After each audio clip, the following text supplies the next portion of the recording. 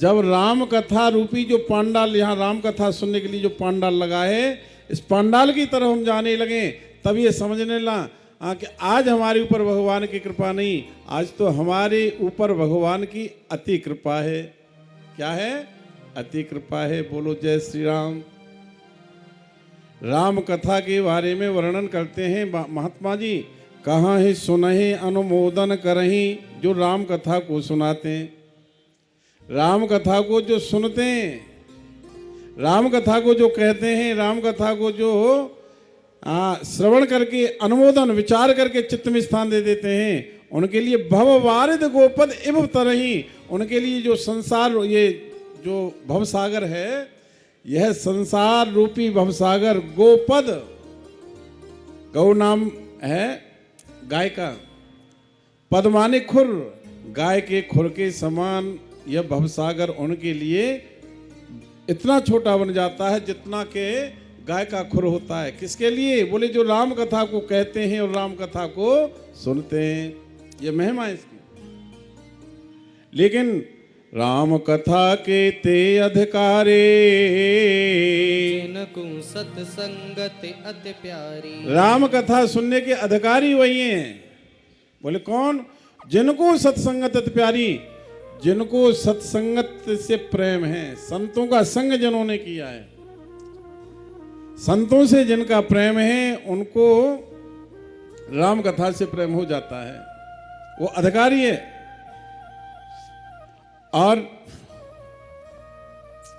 राम कथा कलयुग रूपी वृक्ष को काटने वाली कुल्हाड़ी तुलसी बाबा ने स्पष्ट कही दिया, कुल्हाड़ी बन जाती है। लेकिन इसमें एक शर्त है। क्या शर्त है? बोले कथा को श्रद्धा से सुनना चाहिए। राम कथा के प्रथम वक्ता कौन है? आपको मालूम है? शंकर भगवान है। सबसे पहले वक्ता राम कथा के वक्ता हैं। सबसे पहले कौन? भगवान भोलेनाथ। और सबसे पहले रचयिता भगवान भोलेनाथ। और सबसे पहले श्रोता कौन है राम कथा के? बोले भगवान भोलेनाथ। सबसे पहले वक्ताएं, सबसे पहले श्रोता हैं, और सबसे पहले इस कथा राम कथा के रचयिता हैं। मानस में स्पष्ट चौपाई वर्णन किए हैं। रच महेश निज मानस राखा, समय सेवासन भाखा। राम कथा शंका और संशय को मिटाने वाली है। राम कथा भगवान की कृपा के बिना कोई सुन नहीं सकता है। भगवान की बिना कृपा के कोई पांडाल में जा नहीं सकता है। कहते हैं महाराज, राम कथा के श्रोता वक्ता और राम कथा की व्यवस्था करने वाले जो होते हैं, जैसे हमारा ये पंचदीप मित्र मंडल है, व्यवस्था में लगा हुआ है। राम कथा को जो सुनते हैं, जो सुनाते हैं, और जो राम कथा सुनने और सुनाने की व्यवस्था करते हैं, वह भवसागर से सहज पार हो जाते हैं। राम कथा सदियों से चली आ रही है। कोई युग, कोई देश, कोई काल ऐसा नहीं हुआ, ऐसा नहीं रहा जिसमें राम कथा न हुई हो, या ना हो रही हो, या भविष्य में राम कथा आगे न हो। ऐसा कोई युग नहीं रहेगा, न होगा। राम कथा सुनते सुनते, कहते कहते इस कथा से कभी तृप्ति नहीं होती है। और जो राम कथा सुनते सुनते जो तृप्त हो जाते हैं, समझ लेना राम के रस को, उन्होंने राम कथा के रस को जाना नहीं है। बहुत से लोग कहते हैं क्या सुने? अरे वही तो कथा है, वही पोथी है, वही शास्त्री जी हैं। अभी कुछ दिन पहले हमारे शिव मंदिर में रामनिवासी और सुरेश जी ने कराई थी। उसके बाद में और भी हुई है, मामन जी ने कराई, और भी कथा सुन ली। क्या सुने? सुनने में हमारा जीवन जा रहा है। क्यों जी? घर पर भी तो सुननी पड़ती है ना? सुननी पड़े, घर पर ज्यादा सुननी पड़े। पांडाल में रहेंगे, पांडाल में आकर के बैठ करके सुनेंगे तो ये कल्याण कर देगा। और जो कहते हैं क्या सुने, समझ लेना, राम कथा और राम जी की महिमा उन्होंने जानी नहीं है। रामचरित जे सुनत अघाये। रस विशेष जाना तिन्ह नाही। रामायण सुर तरु की छाया।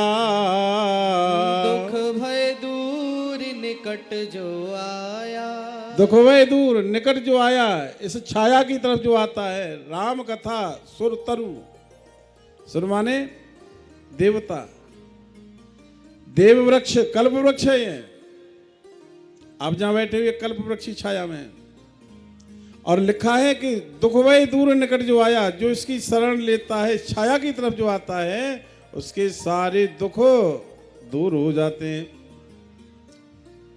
पर इस राम कथा को सुनने के लिए श्रोता दो प्रकार के होते हैं। ध्यान से सुनना। अब दो प्रकार के कौन कौन से होते हैं? एक तो होते सामान्य श्रेणी के श्रोता, और एक होते हैं विशेष श्रेणी के श्रोता। सामान्य श्रेणी के जो श्रोता होते हैं इस राम कथा को चित्र की तरह देखते हैं, और जो विशेष श्रेणी के श्रोता होते हैं वह इस राम कथा को दर्पण की तरह देखते हैं। अब सामान्य श्रेणी के श्रोता चित्र की तरह देखेंगे। अब चित्र देखने वाले में कमी आ जाती है। क्या कमी आ जाती है? जो चित्र देखने वाला होता है वह चित्र बनाने वाले कारीगर की कमी ढूंढता है। चित्र तो बहुत गजब का बनाया, पर थोड़ा ये रंग जो है ना, इधर न डाल करके इधर डाल देता, इधर डार्क कर देता और इधर थोड़ा लाइट कर देता तो और ज्यादा सुंदरता आ जाती। पांडाल बनवाया तो है भाई पंचदीप मित्र मंडल वालों ने, लेकिन थोड़ा सा यह गेट इधर न होकर के इधर हो जाता, या थोड़ा और हाइट ऊंची हो जाती। चित्र देखने वाला हमेशा चित्र में दोष निकालेगा, अपने चित्त में दोष नहीं निकालेगा। चित्र देखने वाला चित्र में दोष निकालता है, अपने चित्त में दोष नहीं देखता है। इसमें कमी है। और जो विशेष श्रेणी के श्रोता हैं वह तो राम कथा को दर्पण की तरह देखते हैं। दर्पण में एक विशेष बात है, दर्पण हमारी त्रुटि का दर्शन कराता है। जब शीशा हमारे सामने होता है हम देखते हैं कि भाई हमारा तिलक सीधा नहीं लग रहा, टेढ़ा लग रहा है, सीधा कर ले। थोड़ी क्रीम ज़्यादा लगा ली है,